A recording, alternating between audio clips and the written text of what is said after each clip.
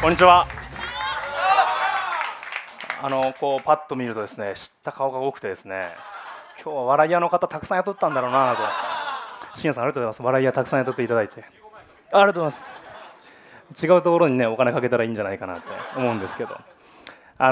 僕はこういう場そのものがとても僕は好きで、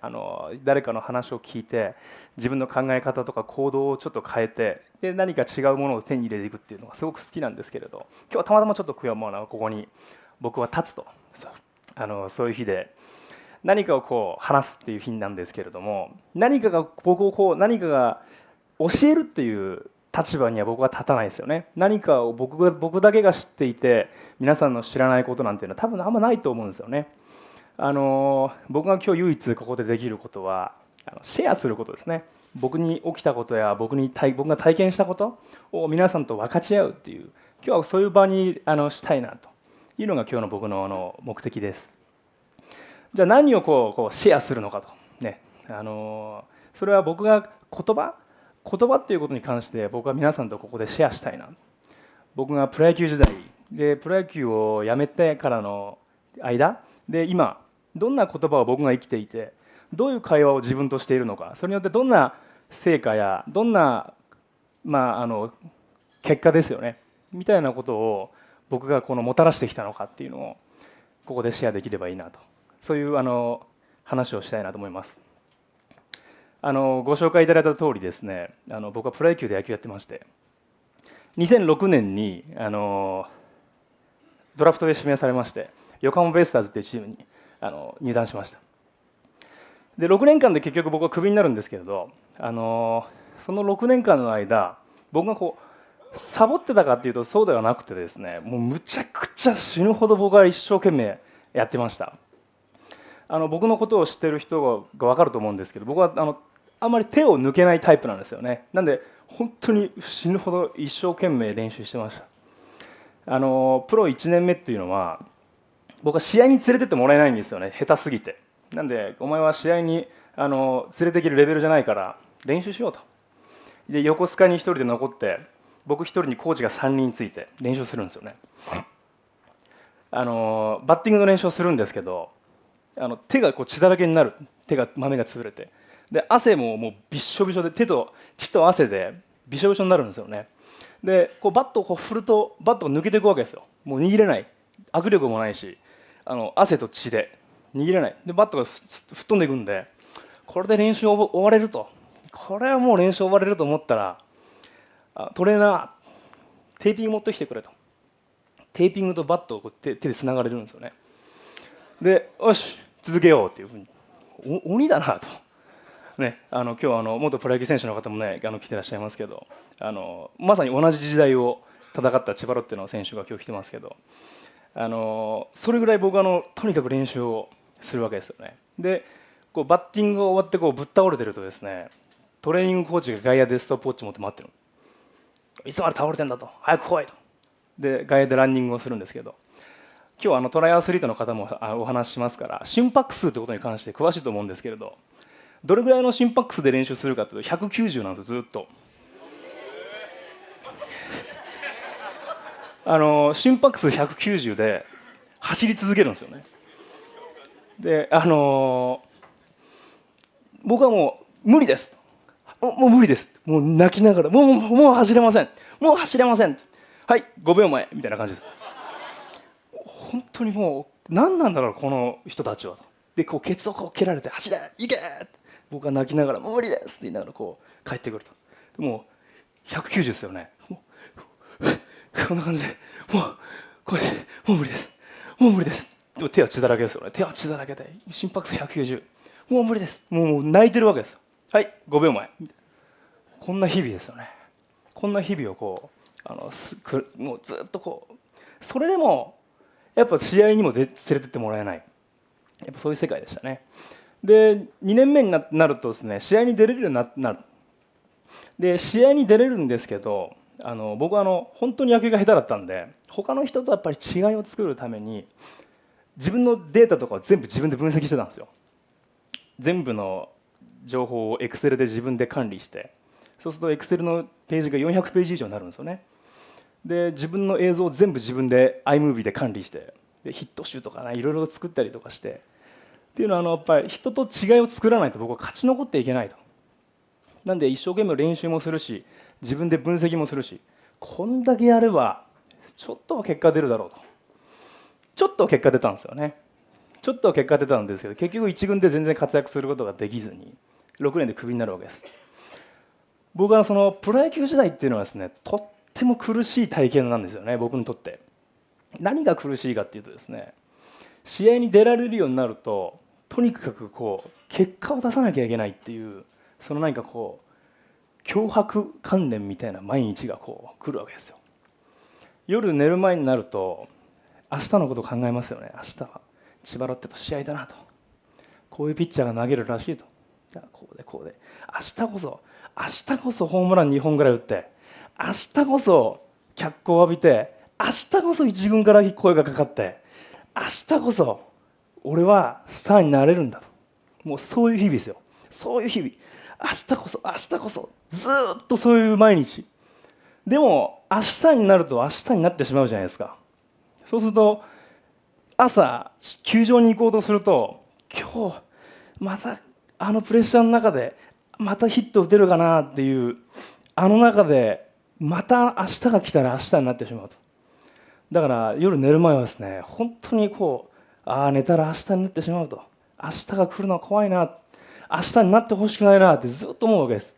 もう寝たら明日になってしまう、寝たら明日になってしまうと、そういう日々です。苦しいですよね。こんな選手がもう結果出せないですよね。そんなこうプロ野球時代ずっと送ってました。何かが僕の中で決定的に何か作ってた世界があるわけですよね。プロ野球っていう世界。それはですね、I'm low performer っていう世界なんですよね。僕はパフォーマンスは低いって決めてるわけです。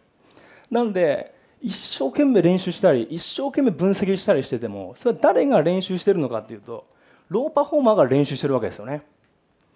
自分がローパフォーマーっていうふうに言葉で決めてます、僕の世界を。なので何をしても僕はローパフォーマーが一生懸命練習してるし、例えば褒められますよね。高森お前今だったら一軍で打てるよって言われてもですね、聞こえてくるのは僕はローパフォーマーで決めてますから、施しにしか聞こえてこないわけですよ。どうせ思ってないんだろうと、なんかこうローパフォーマーにこう施しの言葉をかけてくれてんじゃないのかなとか、たまたまこうあとホームランを打ったとしてもですね、ローパフォーマーがたまたま打ったホームランっていう、全部が決定的に決まってるわけですよね。ローパフォーマーっていう中で僕は何かやってると。そういうのががプロ野球時代に僕との会話で起きてたこと。どれだけ練習してもどれだけ結果が出ても僕はローパフォーマーっていう世界でしかいられない、そこからは抜け出せないわけですよね。これが僕のプロ野球時代なので、戦力外通告を受けて、ある意味自分が招いた世界ですよね。ローパフォーマーがローパフォーマーのまま戦力外通告を受けると、当然な成果結果、それを僕が招き寄せなんていうんですか、引き寄せたっていう、そんなことが僕のプロ野球時代だったんじゃないかなと。で僕はプロ野球を引退してその後ライターになったんですね。ライター、ものを書くっていうこと。それは僕がプロ野球っていう世界っていうのはもっと本当はこう勝負っていうものが面白いというか、こう高尚な世界で、それがちゃんと伝えられてないんじゃないかなっていうふうに僕は思っていて、それを何か伝えられるような人になりたいと。じゃあ自分が書けばいいとってな感じで僕はライターになったんですね。でライターになって最初に書いた原稿は梶谷選手っていう横浜ベイスターズの選手なんですね。今でこそもうスーパースターですよね。もうレギュラーで試合に出てます。彼が僕と同期入団の同級生なんですよね。一緒にもう入団会見から一緒にいるような選手で、ちょうど僕が6年でクビになった時に、彼もそんなに一軍ではまだ全然活躍をしていない選手だったんですね。で7年目、僕がクビになって1年目、梶谷選手が急にブレイクスルーし始めたんです。8月になって急にホームランを打ち始めたんですよね。その時に僕がちょうどライターをやってたので、梶谷にちょっと取材させてくれと、昔のよしみもあって、で取材して聞きました。そうすると梶谷が言ってたのは、もうこのままいったら俺は多分クビになるから、もう誰の言うことも聞かないって俺決めたんだよねって梶谷は言ってて、決めたことが1個あると。俺はホームランバッターなんじゃないかって自分で決めてみたって言ってたんですよね。